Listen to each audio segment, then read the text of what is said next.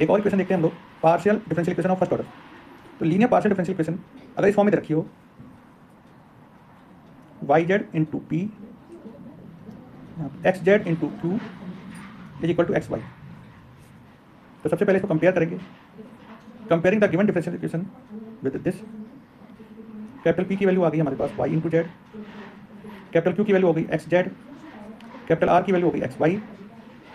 अब जो हमारे पास फार्मूला देखा था उसमें इनकी वैल्यूज को पुट करने जा रहे हैं। D X upon capital P D Y upon capital Q equal to D Z upon capital R. अब पी की वैल्यू हमारे पास थी वाई इंटू जेड, क्यू की वैल्यू थी एक्स इंटू जेड, आर की वैल्यू थी हमारे पास एक्स इंटू वाई। अब आप इसको ठीक से देख रहे हैं, इसको सॉल्व करने का मेथड। इसमें दो तीन मेथड हो सकते हैं। अगर हम लोग इन दोनों को एक साथ लिखते हैं तो यहाँ पे जेड से जेड कैंसिल हो रहा है, तो ये आ गया X D X equal to Y D Y. Integration का सिंबल, एक्स का इंटीग्रेशन हो गया X square by two, Y का integration Y square by two, constant भी इसी टर्म में लिखा जाएगा C1 अपॉन टू। तो यहाँ से X square minus Y square, ये C1 की वैल्यू आ गई, इसका यूज करेंगे। इसी तरह से सेकंड इक्वेशन बन रही है हमारे पास D Y upon X Z D Z upon X Y. X X cancel हो गया तो वाई वाला वाई के पास, जेड वाला जेड के पास, इंटीग्रेशन का सिंबल, वाई का integration Y square by two, Z का integration Z square by two, constant को यहाँ पर लिख दिया C2 अपॉन टू। तो Y square minus Z square ये हो गया C2 की value.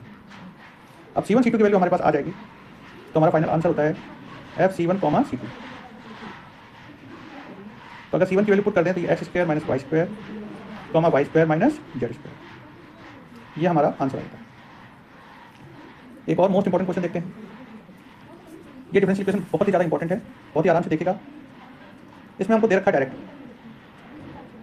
D X upon Y minus Z D Y upon X minus Z minus X D Z upon X minus Y. इसको सॉल्व करने के लिए कहा जा रहा है। ये क्वेश्चन सॉल्व करना थोड़ा सा ट्रिकी होता है। इसमें एक फार्मूला यूज होगा, if A upon B equal to C upon D equal to E upon F. इसकी वैल्यू हो जाती है A plus C plus E upon B plus D plus F. ये सब आपस में इक्वल होते हैं। तो इस फार्मूले के through D X upon Y minus Z equal to D Y upon Z minus X और D Z upon X minus Y. ये सभी साइक्लिक हैं, लाइन से हैं, एक्स के बाद वाई के बाद जेड, जेड के बाद एक्स और एक्स के बाद वाई। तो इनको ऐड कर दिया जाए तो ये D X plus D Y plus D Z और अपॉन में ये कैंसिल हो जाएंगे, तो इसका आंसर आएगा 0 अपॉन में। अब किन्हीं भी दो को इक्वल करने पर हमारे पास आ गया D X plus D Y plus D Z equal to 0।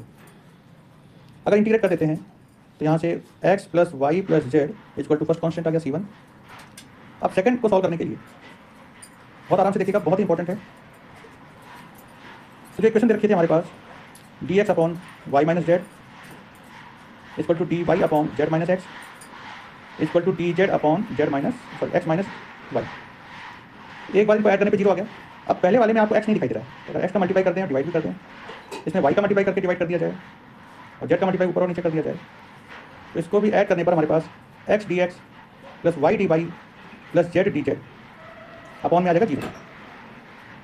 तो जब इसको इंटीग्रेट करेंगे तो एक्स का इंटीग्रेशन हो गया X square by two, Y का इंटीग्रेशन वाई के रिस्पेक्ट में Y square by two, Z का integration Z square by two, तो कॉन्स्टेंट हो गया C2 अपॉन टू। तो ये हो गया X square plus Y square plus Z square equal to C2।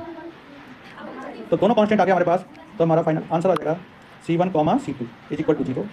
और C1 की वैल्यू आ गई हमारे पास X plus Y plus Z और C2 की वैल्यू हो गई X square plus Y square plus Z square equal to 0। ये हमारा आंसर है। और ऐसे ही एक बहुत ही इंपॉर्टेंट क्वेश्चन देखने जा रहे हैं हम लोग, linear partial differential equation of first order का। अगर एक डिफरेंशियल इक्वेशन दे रखी है हमारे पास D X upon Y plus Z D Y upon X plus Z और D Z upon X plus Y. इसको सॉल्व करना बहुत ही ज़्यादा ट्रिकी होता है। इसका तरीका है, अगर हम लोग को दे रखा है A upon B equal to C upon D equal to E upon F, तो यहाँ पे इसको सॉल्व करने का तरीका हो गया, इसको ए प्लस सी या माइनस सी और बी माइनस डी करते हैं, ये सब आपस में इक्वल हो जाएंगे। यहाँ पे प्लस ई कर देते हैं जैसा ऊपर, तो वैसे ही नीचे करते हैं। तो हम पहले दूसरे को लेते हैं, तो D X upon D X minus D Y की वैल्यू निकालते हैं, तो यहाँ पे आ जाएगा हमारे पास माइनस एक्स माइनस वाई, और अगर वाई को जेड में से माइनस कर दें तो ये आ जाएगा माइनस का वाई माइनस जेड, और D Z minus D x कर दें तो ये आ जाएगा माइनस का जेड माइनस एक्स। तो इसको सॉल्व करने पर हमारे पास माइनस से माइनस कैंसिल हो गया, तो पहले दूसरे को लेने पर D X minus D Y upon X minus Y equal to D Y minus D Z upon Y minus Z integrate कर देंगे। तो नीचे वाले को अगर टी तो ऊपर वाला टी टी, इसका इंटीग्रेशन हो गया log X minus Y, right hand side में आ गया लॉग वाई माइनस जेड। तो कांस्टेंट को भी इसी टर्म्स में लिखेंगे लॉग सी वन। तो ये हो जाएगा log X minus Y upon Y minus Z equal to log C one. तो X minus Y upon Y minus Z equal to C one. इसी तरह से हम लोग D Y minus D Z upon Y minus Z equal to D Z minus D X upon Z minus X. Integration का symbol ये हो गया log Y minus Z is equal to log Z minus X. तो यहाँ पे एक नया constant आ गया लॉग सी टू। इसको लेफ्ट में लाने पे log A minus log B that means log A upon B equal to log C two. Compare करने पे आ गया Y minus Z upon Z minus X equal to C two. दोनों constant आ गया हमारे पास।